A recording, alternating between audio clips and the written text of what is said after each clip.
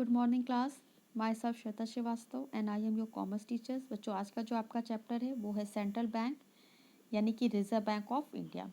The central bank is institution charge with the responsibility of managing the expansion and contraction of the volume of money in the interest of the general public welfare R P Kent. अब समझो पहले meaning of central bank की क्या है। Also define central bank as the apex banking and monetary institution whose maintain function to control, regulate and the stabilize the banking and the monetary system। ये banking और monetary system जो भी हमारी country का है उसके ऊपर पूरा उस कंट्रोल करता है, स्टेबल करता है। हमारी कंट्री में सेंट्रल बैंक दो फंक्शन को परफॉर्म करता है, control and regularisation of economics and developments of economy. Issue of paper currency, bankers of to the governments, bankers bank, lender of last resort, clearing functions, control of trade collection and a publication of static etc. ये सारे काम ये करता है। For the development of the economic of the country, a central bank perform the two kinds of function। हमारी country को develop करने के लिए दो तरह का फंक्शन करता है। पहला है central bank create the credit and provide the adequate money. Create को क्रिएट करना, पर्याप्त मात्रा में डेवलपमेंट के काम के लिए हमारे कंट्री को मनी देना। And secondly it control the monetary of credit system, credit control monetary को डेवलप करना जिससे कि हमारी कंट्री डेवलप कर सके। कैरेक्टरिस्टिक्स ऑफ सेंट्रल बैंक, इनके कैरेक्टरिस्टिक्स देखिए। They are not primarily profit seeking enterprises, they are subject to close control and participation by the national government. पहला है नॉन प्रॉफिट सीकिंग इंटरप्राइजेस, ये ऐसी इंटरप्राइजेस है जो इसका उद्देश्य लाभ कमाना नहीं होता है। The motive of central bank is not to earn profit as in the case of other commercial bank. जैसे कि कमर्शियल बैंक प्रॉफिट के उद्देश्य से काम करती है, ये उस उद्देश्य से काम नहीं करती है। Central bank has to work for the benefit of the country, ये कंट्री को बेनिफिट करने के लिए काम करती है। When the government is not the owner of the central bank, central bank का गवर्नमेंट ओनर नहीं होता है। Then the dividend which is to be paid share holder is fix by the law, share holders को जो भी fix किया जाता है वो लॉ के अंदर किया जाता है। Bank does not indulge in any activities which is unhealthy for the country for the earning more profit. Second है control and the participation of the government. The main object of every government of each country is to make the life happy of their citizen. इसका उद्देश्य होता है कि हमारी country के जितने भी सिटीजन है वो बहुत खुश रहे। The economics development of a country depend upon the principle of the government for every scheme of the welfare and development. Proper economic management is required for achieving the desired result to their object. ये चाहती है कि यहाँ की जो भी scheme वगैरह वो प्रॉपर वर्क करे। Now almost all the countries have nationalization central bank because it is possible that the proper coordination and cooperation between the government and central bank दोनों के बीच में proper coordination बना रहे और उसके अलावा तरीके से जो भी पॉलिसी ये देते रहे उसे ये proper फॉलो करते रहें।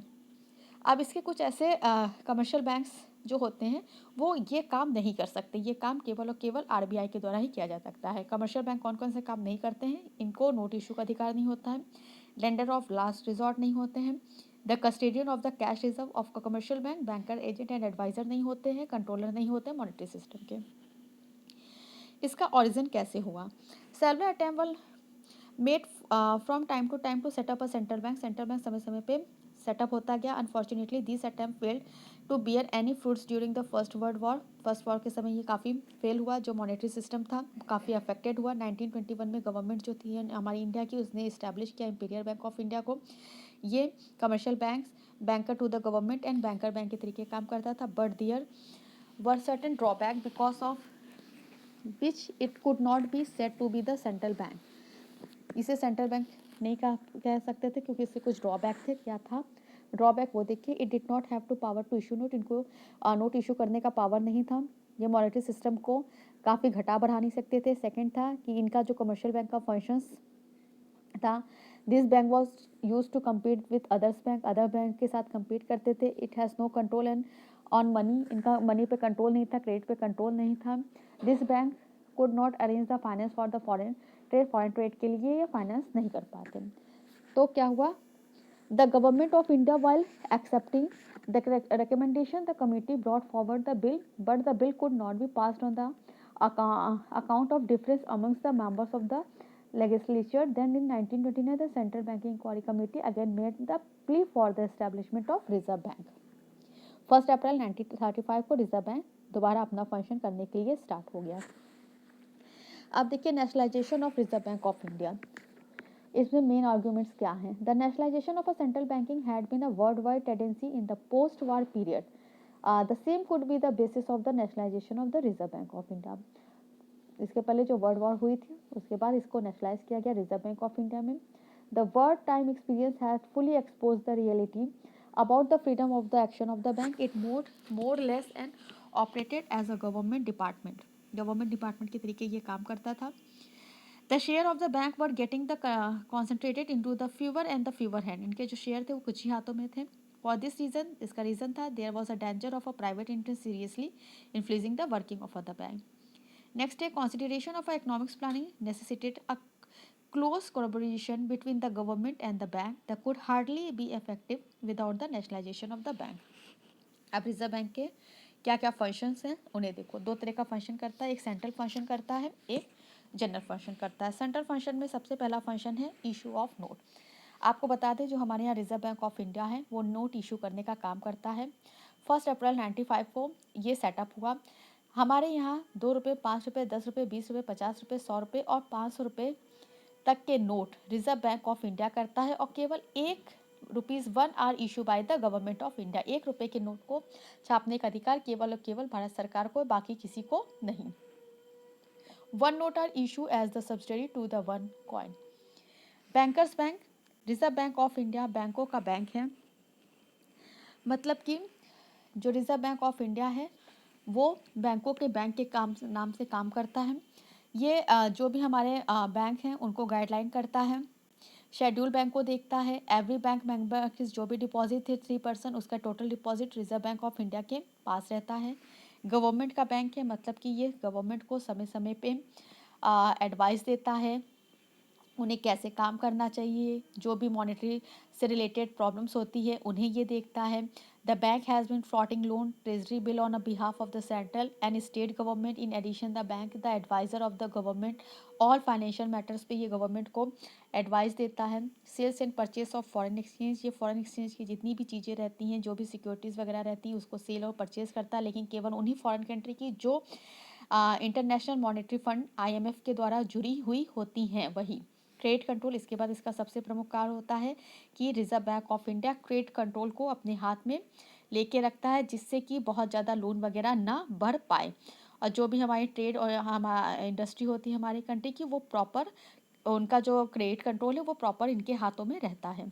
इसके अलावा ये क्लियरिंग हाउसेस सिस्टम की भी फैसिलिटी प्रोवाइड करने का काम करता है. बच्चों इस चैप्टर को थोड़ा सा आप अच्छे से देखिएगा क्योंकि RBI जो है ये मतलब जितने भी बैंक होते हैं उसमें सबसे ज़्यादा अच्छा बैंक ये माना जाता है, इसीलिए हम इसे बैंक के नाम से भी जानते हैं. और अब इसके बाद देखिए नेक्स्ट है आपका जनरल बैंकिंग फंक्शंस. इसके बाद ये कौन कौन से फंक्शन करता है. ये reserve bank of India deposit accept करता है गवर्नमेंट इंडिया की और स्टेट गवर्नमेंट की, उनको इंटरेस्ट नहीं दिया जाता है. The reserve bank of India rediscount the commercial bill pay rediscount दिया जाता है. शेड्यूल्स बैंक होते हैं उनकी भी कंडीशन दिया जाता है लेकिन मेच्योरिटी डेट 90 की होती है उसके बाद ही. The bank give loan to its members bank for the maximum period. इसके जो मेंबर्स बैंक होते हैं उनको मैक्सिमम 19 डेज के लिए लोन देता है लेकिन प्रॉपर सिक्योरिटी अपने पास रखें. The reserve bank of India can borrow from any schedule bank और foreign bank for a period of not exceeding 30 days. फिर आता the reserve bank of India can keep custody gold, silver, diamond and other security etcetera for safety purpose. Safety purpose से भी ये अपने पास ये सारी चीज़ें रखती है. सेल्स परचेज करता है gold, silver and foreign exchange का. कलेक्शन एंड पब्लिकेशन करता है statics regarding banking and money का. Reserve bank of India also discount the agriculture bill. Agriculture bill पे डिस्काउंट करता है. Agriculture bill must within a period of 15 month, लेकिन 15 month का वो पीरियड हो जाना चाहिए. इसके अलावा जो भी इसकी इम्पॉर्टेंट इंडियन इकोनॉमिक्स की जो भी इम्पॉर्टेंट चीज़ें होती हैं उनमें उससे अमेंडमेंट करता है. Reserve bank of India can sales and purchase the bill which are payable in the international bank और इंटरनेशनल मॉनेटरी फंड. जो कि इसके मेंबर्स होते हैं उन्हीं को ये देता है और 90 दिन का ध्यान देना पड़ता है. इसके बाद the bank can open its account with the central bank of other countries और with international bank. Reserve bank of India arrange for industrial finance. Reserve Bank of India control credit in the country. Reserve Bank of India can borrow from the central government or state government for a period not exceeding 90 days. अब इसके बाद prohibited functions of the reserve bank of India आता है, जिसे हम हमारे next lecture में आपके साथ डिस्कस करेंगे. Okay class, thank you.